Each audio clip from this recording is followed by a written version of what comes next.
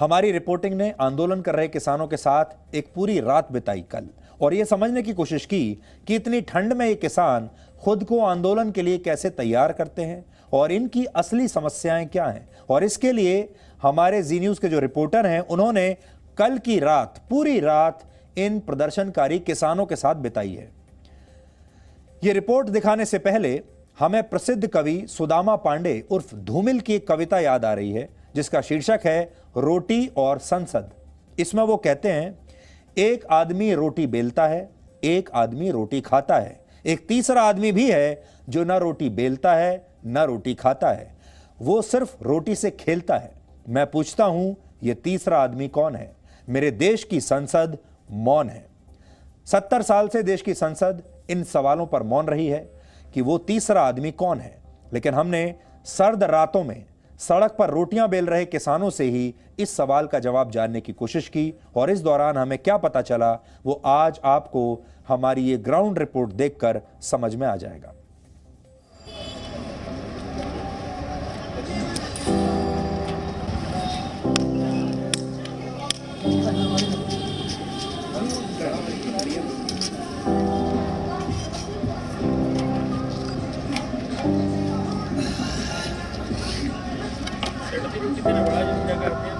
हमारा इरादा दृढ़ है, हम वापस नहीं जाएंगे अपनी मंगा मनाए बिना। पहले चूल्हा जलाया गया और फिर किसानों ने रोटियां बनानी शुरू कर दी।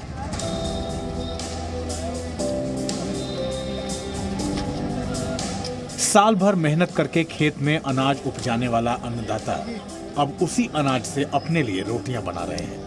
लकड़ी भी गिल्ली है, लकड़ियां सूखी नहीं है, इसलिए आग सही से जल नहीं रही और कुछ रोटियां जल भी गई हैं, लेकिन बनाने वालों का जोश कम नहीं है। वाहेगुरु वाहे खालसा वाहेगुरु जी की फतेह।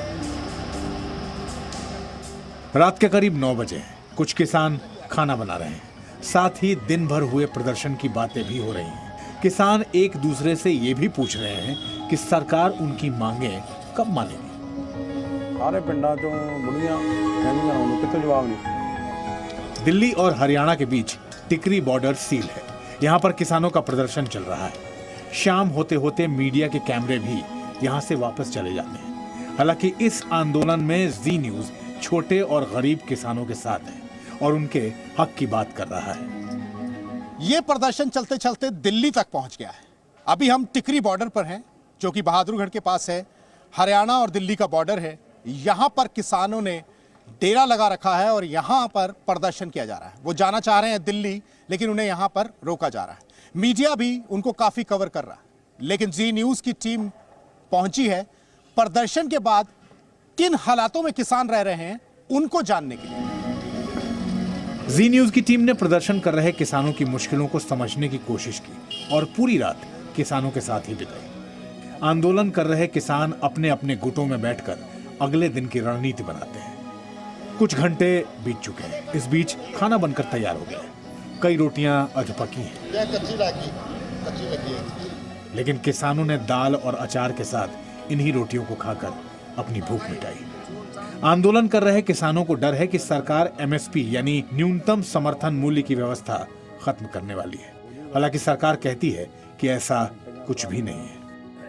साडी फसल इत्थों जाके किसान बिहार दे विच बेचदे, होर सूबिਆਂ ਦੇ ਵਿੱਚ ਵੇਚਦੇ, ਫਿਰ ਤਾਂ ਮੋਦੀ ਸਾਹਿਬ ਦੀ ਗੱਲ ਇਹ ਹੋ ਸਕਦੀ ਸੀ ਵੀ ਦੇਖੋ ਸਾਡੀ ਜਿਹੜੀ ਸਰਕਾਰੀ ਰੇਟ ਹੈ ਇੱਥੇ 1888 ਝੋਨੇ ਦਾ ਰੇਟ ਹੈ ਪੰਜਾਬ ਦੇ ਵਿੱਚ ਹਰਿਆਣੇ ਦੇ, ਕਿਸਾਨ ਉਧਰ ਵੇਚ ਰਹੇ ਨੇ 3800 ਨੂੰ, ਕਿਉਂਕਿ ਜਿਹੜੀਆਂ ਦੀਆਂ ਫਸਲਾਂ ਨੂੰ ਉਹਨਾਂ ਦੇ ਪੂਰੇ ਭਾਅ ਨਹੀਂ ਦਿੱਤੇ ਜਾਂਦੇ।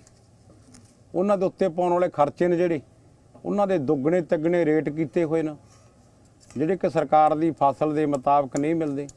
ਦਿਨੋਂ ਦਿਨ ਘਟਦੇ ਕਾਰਨ घर दियाँ तंगियां टोटियां कबीलदारियां जे फसल हो ਉਹਦੇ ਨਾਲ ਹੀ ਚੱਲਣਗੀਆਂ ਸਾਰੀਆਂ, ਉਹ ਪੂਰਾ ਹੁੰਦੇ ਨੇ। ਇਸ ਕਰਕੇ ਦਿਨੋਂ ਦਿਨ ਸਰਕਾਰ ਦੀਆਂ ਗਲਤ ਨੀਤੀਆਂ ਗਲਤ ਕਾਨੂੰਨ ਜਿਹੜੇ ਘੜੇ ਜਾਂਦੇ ਨੇ ਕਿਸਾਨਾਂ ਤੇ, ਉਹਦਾ ਕਾਰਨ ਖੁਦਕਸ਼ੀਆਂ ਦਾ ਤੁਸੀਂ ਦੇਖ ਰਹੇ ਹੋ ਦੌਰ ਬਹੁਤ ਵਧਿਆ ਹੋਇਆ ਦਿਨੋਂ ਦਿਨ।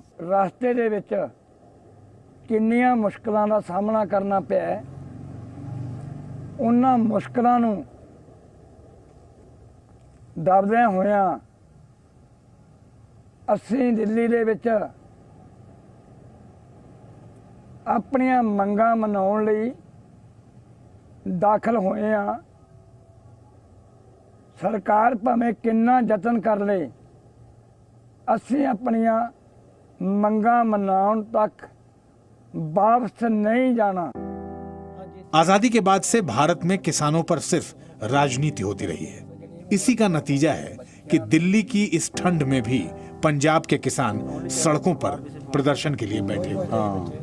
ਸਾਨੂੰ ਜੋ ਵੀ ਕਰਨਾ ਪਵੇ ਅਸੀਂ ਆਪਣੀ ਕਣਕ ਬੀਜ ਕੇ ਆਪਣੇ ਬੱਚਿਆਂ ਨੂੰ ਦੇਖ ਰੇਖ ਦੇ ਕੇ ਆਏ ਆ ਵੀ ਇਹ ਕਰਨਾ ਬਹੁਤ ਕਰਨਾ, ਕਾਮ ਦੀ ਸਾਂਭ ਸੰਭਾਲ ਕਰਨੀ ਹੈ। ਬੱਚਿਆਂ ਦੀ ਯਾਦ ਬਹੁਤ ਆਉਂਦੀ ਹੈ, ਬੱਚਿਆਂ ਦਾ ਫੋਨ ਬਾਰ-ਬਾਰ ਆਉਂਦਾ ਵੀ ਕਿੰਨਾ ਚਿਰ ਲੱਗੂ। ਅਸੀਂ ਬੱਚਿਆਂ ਨੂੰ ਇਹੀ ਕਹਿ ਕੇ ਆਏ। ਪਿਤਾ ਜੀ ਗੁਰੂ ਘਰ ਸੇਵਾ ਕਰਦੇ ਜੀ, ਇੱਕ ਬੱਚਾ ਜੀ 10ਵੀਂ ਚ ਪੜ੍ਹਦਾ ਜੀ, ਘਰ ਮਿਸਤਰੀ ਲੱਗਿਆ ਹੋਇਆ ਜੀ। ਪਰ ਜ਼ਰੂਰੀ ਇਹ ਸੀ ਵੀ ਇਹ ਸੰਘਰਸ਼ ਜ਼ਰੂਰੀ ਲੜਨਾ। ਹਾਂਜੀ ਘਰ ਬਣਾ ਰਹੇ ਹਾਂ ਤੇ ਵੀ ਇਹ ਕੰਮ ਸਭ ਤੋਂ ਵੱਡਾ ਹੈ ਜੀ। ਘਰ ਵੀ ਫੇਰ ਹੀ ਬਣਨਗੇ ਜੀ ਜੇ ਜ਼ਮੀਨਾਂ ਬਚਣਗੀਆਂ ਜੀ। ਅੱਗੇ ਵੀ ਕਰਾਂਗੇ ਵੀ ਕੀ ਜੀ, ਸਾਡਾ ਕਿੱਤਾ ਹੀ ਖੇਤੀ ਹੈ ਜੀ। ਜੇ ਅਸੀਂ ਨਹੀਂ ਵੀ ਪੜ੍ਹਦੇ ਅਸੀਂ ਬੱਚੇ ਨੂੰ ਕਹਿੰਦੇ ਨੇ ਵੀ ਖੇਤੀ ਕਰ ਲਾ ਜੀ। ਜੇ ਸਾਡੀ ਖੇਤੀ ਬਾਗੀ ਜੀ ਸਾਡੇ ਬੱਚੇ ਕਰਨਗੇ ਕੀ।